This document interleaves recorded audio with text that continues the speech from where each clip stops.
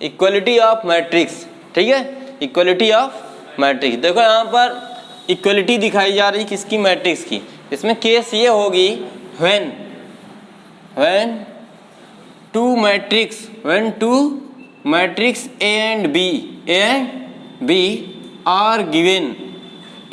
Are given. Suppose आपको दो matrix दिए हुए हैं, एक ए और सेकेंड बी। ये मैट्रिक्स इक्वल मैट्रिक्स कब कहे जाएंगे और कब नहीं कहे जाएंगे, ठीक है। सपोज करो इसकी दो प्रॉपर्टी होती हैं, दोनों प्रॉपर्टी आपको याद रखनी है। पहली चीज, इसमें ऑर्डर क्या होना चाहिए, ऑर्डर जो है वो क्या हो, सेम हो। यानी अगर ए वाला जो मैट्रिक्स है वो अगर 2x2 का है, बी वाला भी क्या हो, 2x2 का हो। अगर ए मैट्रिक्स जो है 3x2 का है, बी वाला भी 3x2 का ही होना चाहिए, समझ गए ना, यानी ऑर्डर सेम। और दूसरी प्रॉपर्टी ये है करस्पॉन्डिंग एलिमेंट्स और सेम। करस्पॉन्डिंग एलिमेंट्स भी क्या होने चाहिए, सेम, या फिर कह लो इक्वल और इक्वल। करस्पॉन्डिंग एलिमेंट्स क्या होने चाहिए, इक्वल, यानी कि सेम होने चाहिए, समझ गए ना।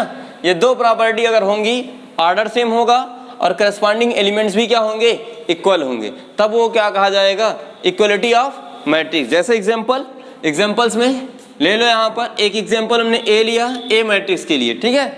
यहाँ पर राइट किया 2, यहाँ पर राइट किया 4, 6, 10, ठीक है, कोई doubt.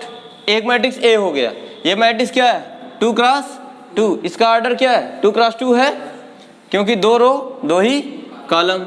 And B matrix suppose कर लो कि यहाँ पर 4/2 है, कितना है, 4/2, और यहाँ पर 8/2 है, यहाँ पर 12/2 है, यहाँ पर 20/2 है। अब बताओ इसमें रो कितने हो गए, 2, कॉलम कितने हो गए, 2, ऑर्डर क्या हो गया इसका, 2x2। अब बताओ यहाँ पर इसका ऑर्डर 2x2 है, इसका भी ऑर्डर क्या है, 2x2 है, ऑर्डर सेम।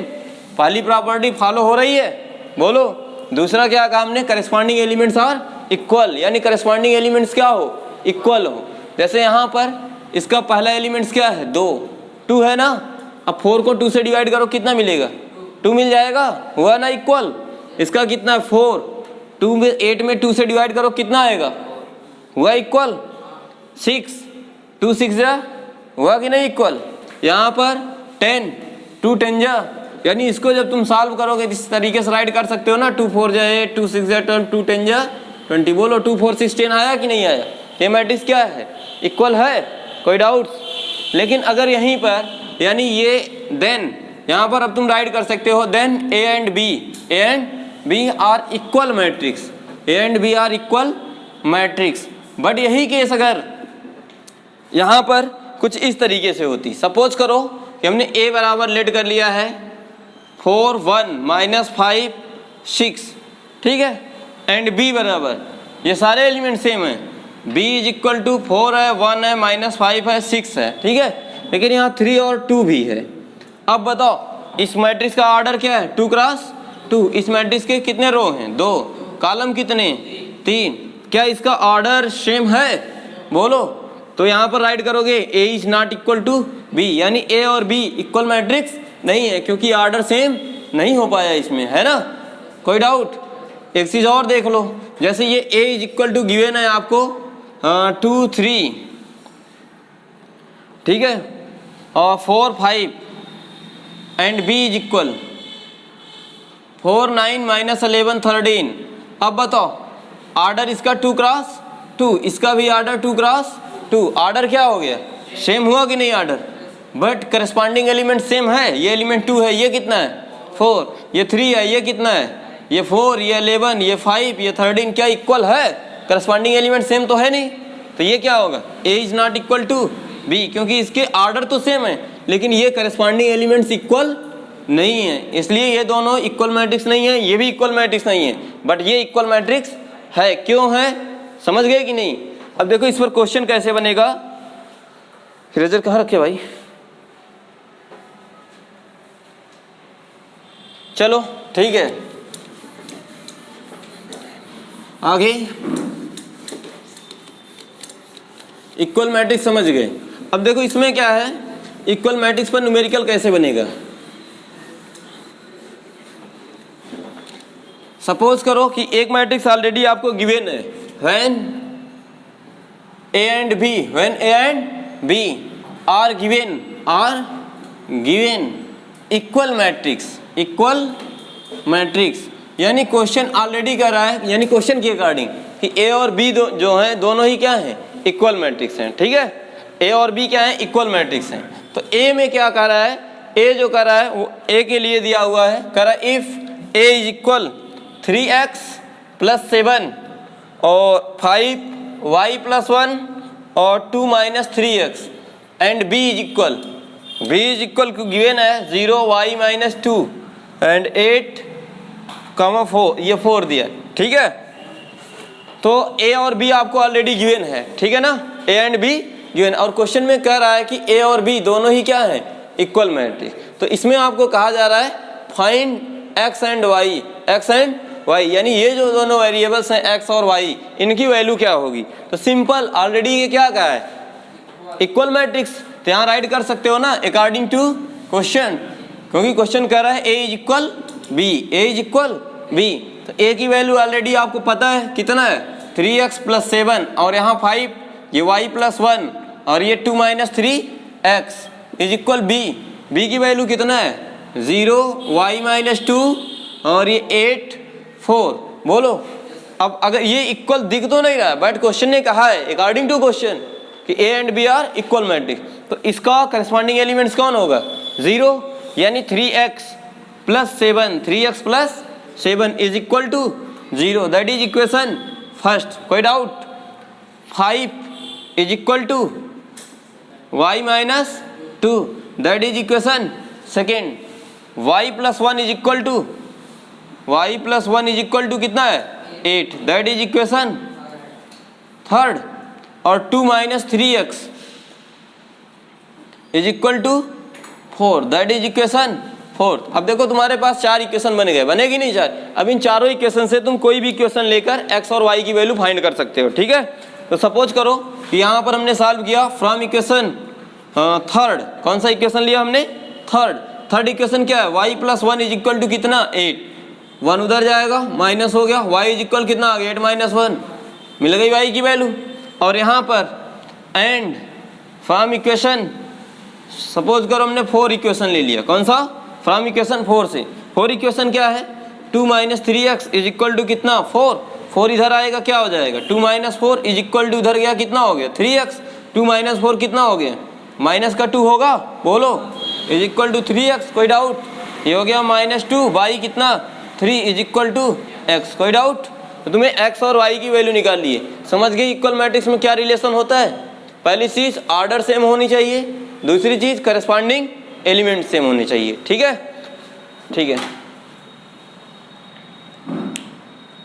तो ये इतना हो गया, x और y की वैल्यू यहाँ से ये आ गई, थर्ड इक्वेशन से आ गई, फोर्थ इक्वेशन से ये आ गई।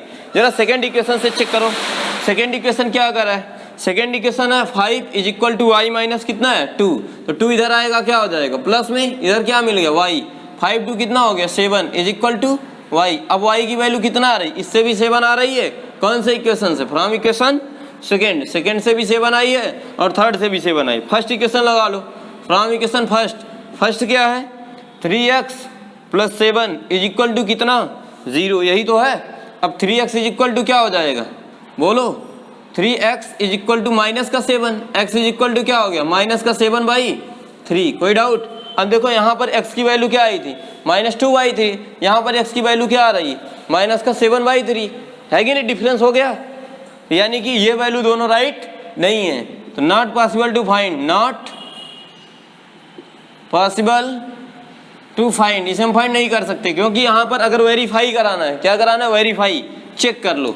यहाँ पर हम चेक कर सकते हैं, चेक कैसे करोगे, ए मैट्रिक्स कितना गिवन था, 3x + 7 और ये 5, ये y + 1 और ये 2 माइनस कितना 3x, x की वैल्यू कितना पुट करोगे, x की वैल्यू अगर तुम -2/3 पुट करते हो, कितना, यहाँ पर राइट कर लो, if x is equal to -2/3 और y की वैल्यू तो दोनों में सेम आई 7 7, हाँ y इज इक्वल टू 7, जरा पुट करके चेक कर लो। तो यहाँ पर रखोगे 3 इंटू एक्स, एक्स की वैल्यू जब -2/3 रखोगे, 3 से 3 कैंसिल, बचा कितना तुम्हारे पास यहाँ -2, और यहाँ पर 5 है, y की जगह 7 रखोगे, 7 + 1 कितना हो जाएगा 8, यहाँ 2 -3 इंटू एक्स की जगह 2/3 रखोगे, 3 से 3 कैंसिल, माइनस कितना हो जाएगा +2, तो ये 2 कितना हो जाएगा 4 हो जाएगा, कोई डाउट। अब बताओ यहाँ पर a की वैल्यू, यहाँ पर करस्पॉन्डिंग एलिमेंट्स क्या आया है -2, और यहाँ पर क्वेश्चन में तुम्हारा जो b दिया था कितना आया है 0। क्या ये दोनों सेम है क्या सेम? यहाँ पर 8, यहाँ पर 8, ये तो ठीक है, ये भी ठीक है, बट y की वैल्यू यहाँ, ये a एलिमेंट्स जो पहला एलिमेंट्स है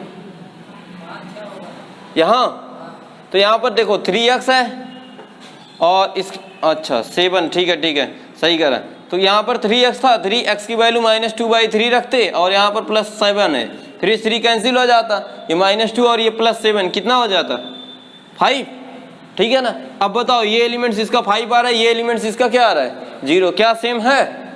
करस्पॉन्डिंग एलिमेंट्स इक्वल है नहीं है? तो ये पॉसिबल नहीं है, समझ गए कि नहीं?